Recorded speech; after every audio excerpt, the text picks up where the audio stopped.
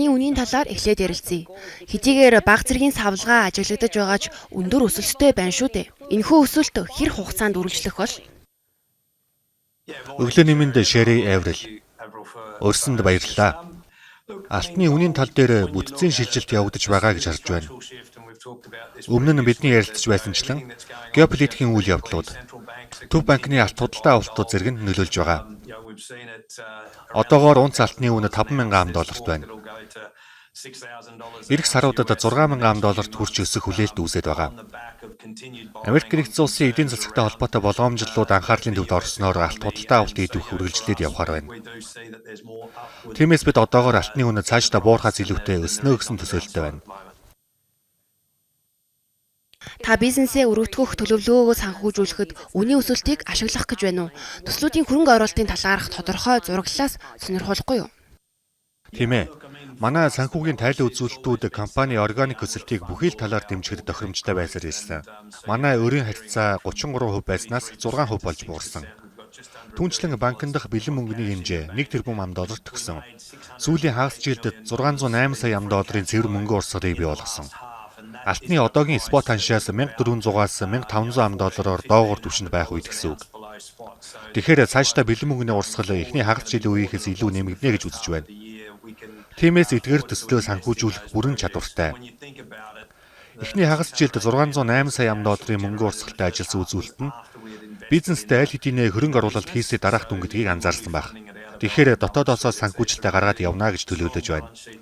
Эдгээр төслөө санхүүжүүлж чадхаар хэмжээний сайн санхүүгийн үзүүлэлттэй байгаа. Өнөөдөр уцаар ярихдаа дурдж байсанчлан эдгээр төслийг санхүүжүүлэх зөв цаг нь болсон гэж үзэж байна. Учир нь эдгээр төслүүд одоогийн компани санал болгож буй хөрөнгө оруулалтын багцаас ч өндөр бодит өгөөж өгөх болно.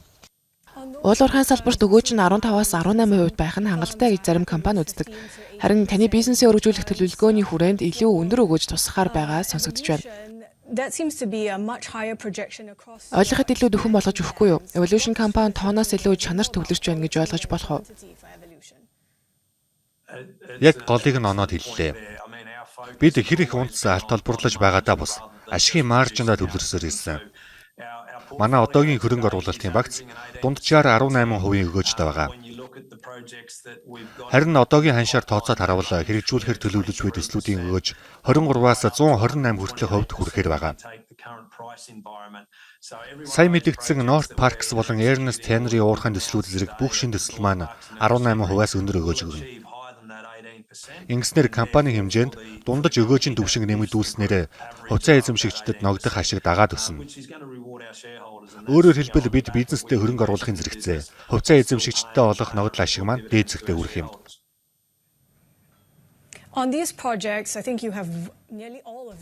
Газрын зураг дээр харагдаж байгаачлан танай төслүүдийн ихэнх нь Австрали, нэг нь Канадад хэрэгжүүлэхээр байх шиг байна.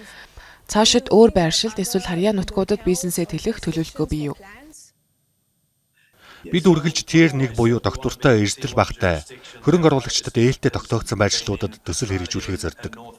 Гол анхаарал Австрали болон Хойд Америк төвлөрсөн хэвээр байна. Бусад Tier 1 бүсүүдийг судалж байгаа ч манай одоогийн багцад нийцэхээр нь олдоогүй байна. Өнөөдөр зарласан төслүүд болон одоогийн багцын өгөөжийг харавал шинэ төслүүдийг яарвчлан худалдаа аваад байх нэг яаралтай шаардлага байхгүй гэж үзэж байна.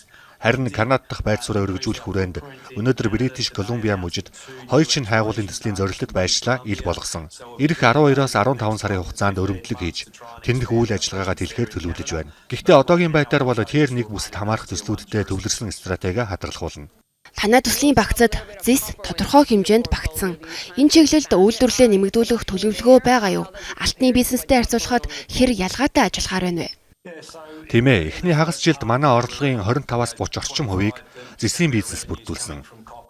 North Parks болон Ernest Henry дэх төслүүд зэс алт тосолсон ордууд. Аль алинд нь олборлолтыг нэмэгдүүлснээр багцтай зэсийн эзлэх хэмжээг өсгөх төлөвлөгөөтэй байна. Бид зэсийг багцтай байлгах нь стратегийн хувьд зөвөө гэж үздэг. Нийт багцын 40 хүртэлх хувийг зэс бүрдүүлэх боломжтой гэж харж байна. Учир нь 2030 он хүртэлх хугацаанд нийлүүлэлт эрэлтээ гүйцэхгүй байх төлөвтэй.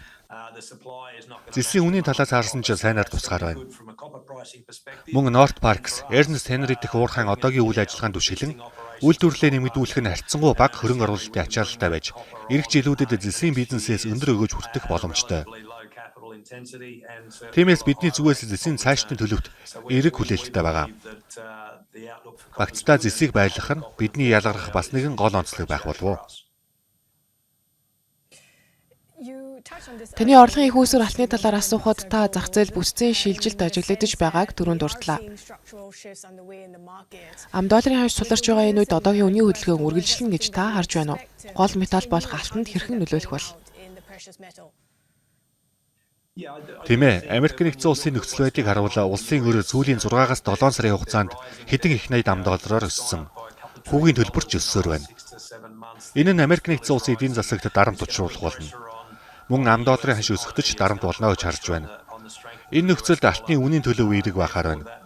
Тийм ч учраас алтны үн буурахаас илүүтэй өсөх потенциал өндөр гэж бид харж байна. Алтны үн зөвхөн төв банкнуудын худалдаа авалтаас гэлтгүй эдийн засагтай шууд уялдаа холбоотой.